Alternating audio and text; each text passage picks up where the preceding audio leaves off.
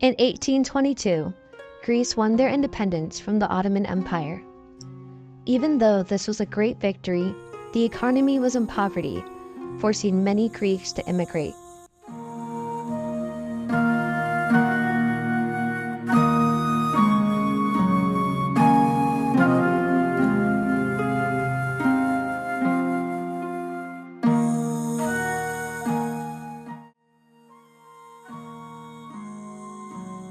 This is the story of a young girl's experience having to immigrate from her beloved homeland to a foreign country, the United States of America.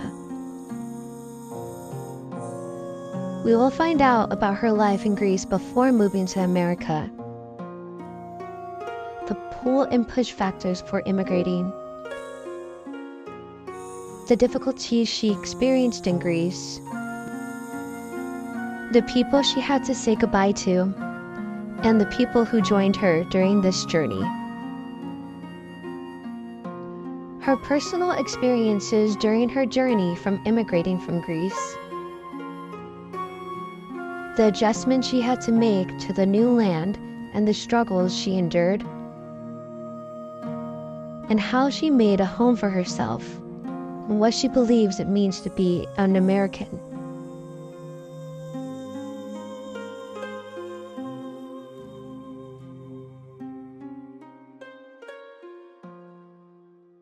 My name is, my full name is Theodora Argyropoulous-Harris.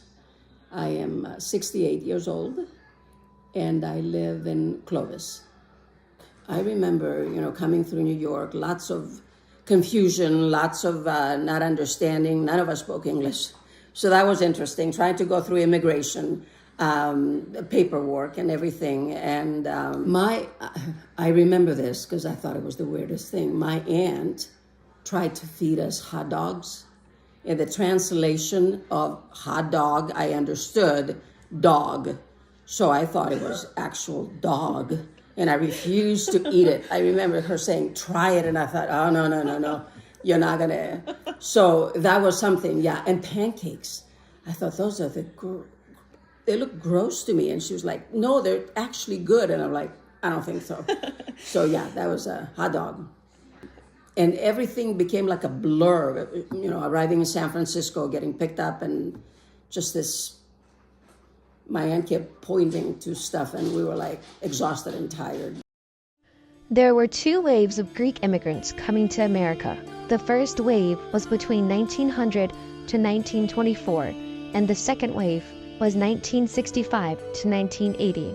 During the second wave, about 200,000 immigrants came into New York as a result of the Hart-Celler Act, which was the federal law passed in 1965 that eliminated the restrictive nationality-based immigration quotas. This was an amazing opportunity for those who are immigrating, but at the cost of leaving behind their homeland, the memories they made, and those they loved. Left behind my grandmother, my uncle, who was my mother's brother, my aunt. We left everything behind. Nothing was brought back. I can't believe I'm getting emotional. Oh, I did bring a ring. My aunt gave me a ring to still have, even now. It was her engagement ring. She brought me that, and that had a special meaning for me. I remember in the fourth grade, I was in third grade, that we got the news that my aunt prepared the papers. My aunt was my father's sister, and she had been here for many years since she was a young girl. And so she prepared the papers, and we were told that it will take a little bit of time, and actually took, from then it took about 5 years before we immigrated, and the family brought us here, my uncles and my aunt. So they pretty much guaranteed, that they would take care of us. When we came, we moved to Oakland because, that's where my family was at. My aunt lived in Oakland, so we found a place to live there, then pretty much the Bay Area.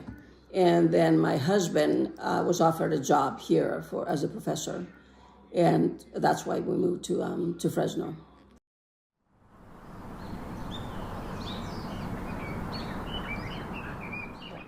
I was born in a small village in Greece, in the southern part of Greece, which is called Philiatra, and right on the water.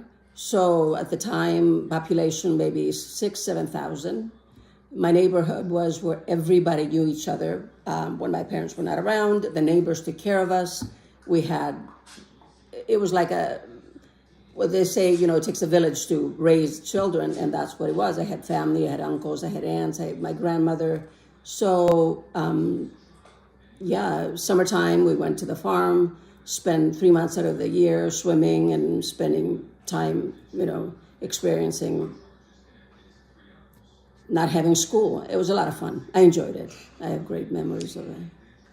I really miss the summers because we lived close to the water and go swimming, and so summers were amazing for me. So yeah, I do miss it though. I do. There's great memories that I get homesick every summer. There are many pull factors for coming to America for any immigrant. But what about the push factors for families to make the choice to leave Greece? My father had actually 2 brothers here. His sister was here. His mother had immigrated, and his uncle many years. And at the time that we were living in Greece, Greece was in, we had a junta, dictatorship, 1967. The military came in and took over the country. The king left. And so we were under dictatorship. My father was a very outspoken man. And so it was a good idea to all of us to immigrate to the States. So we came in 1970, 3 years after we had the dictatorship. So I experienced part of that for 3 years. Greece became under dictatorship from 1967 to 1974. A group of far-right colonels organized a plan to overthrow the king. During this time, there was extreme censorship of television and radio and control over the press. Families had to make the tough decision to move their families or stay in Greece. Because I was 14 when I came. So to me, it was like, okay, you're taking me away from my friends, the rest of the relatives, a new place, didn't speak English, so it was a little hard. But my father felt that coming here was going to give us a better life. And if we worked, and then we can, have something better. Because he was a farmer, we didn't have much. We were actually very poor living in Greece at the time. So my family had we thought the United States was a great country. I remember as a child when Kennedy assassinated, and I don't know why that stays in my mind, but I remember the radio. We had no TV, so we listened to the radio, and I had this idea that the United States was a place with skyscrapers, not a lot of green, mostly, tall buildings, and it was a surprise when I came here, and that was not the case. We going to school, coming from a little small school, all of a sudden, going to this places, having to take 3 buses to get, everything seemed so far away. Everything seemed so foreign. Well, boy, it was. In Greece, everything is close. You go to the store, you walk everything. I felt isolated because anywhere you wanted to go, you had to drive a car. There was no market that was close by. The neighborhoods. What surprised me a lot is that you didn't know your neighbors. You had no idea who your neighbors were. You didn't have that. And, the houses to us were strange and interesting. I went to a school in Oakland. It was a school that they had English as a second language. So I had 5 classes of English as a second language, and then 1 class PE. So every day, that's all we did, was studied. I think in school, with any school that you go to, especially if you don't speak English, some of the kids would make fun of you when you tried to talk, but pretty much we stayed in the international department. So none of us spoke English. So no, we didn't have any discrimination. I didn't feel. It took me about a year. Within a year, I could understand, and was not great at it, but I was pretty good at it. I learned Yeah, a year. And TV, I watch TV a lot. I love Lucy. That was the. I think I would go to college. I didn't want to go to college. When I came, I did, but I wanted to go to Bible school. My dad was not, and I wanted to become a PE teacher. And when I came here, I thought, I don't know. I mean, I was an immigrant, 3 years here, and so I probably would have gone to college and get an education. Yeah. I became actually a citizen. I had been here for quite a while. Before I became a citizen. That was about 9 years ago, when I got my citizenship, only because my birth date was what they have in Greece, because I was a girl and they don't have to put down the date that you were born. So my birth date was totally different. So it took a while for it to clear. And then, but yeah, I do have citizenship. I have, my husband, of course, 2 sons. And I have aunts and uncles, and my uncles are all gone now, my cousins. I talk to my sister on a weekly basis. I talk to my mother because she lives there now every week. Friends, cousins, I call them on the phone, and we talk often.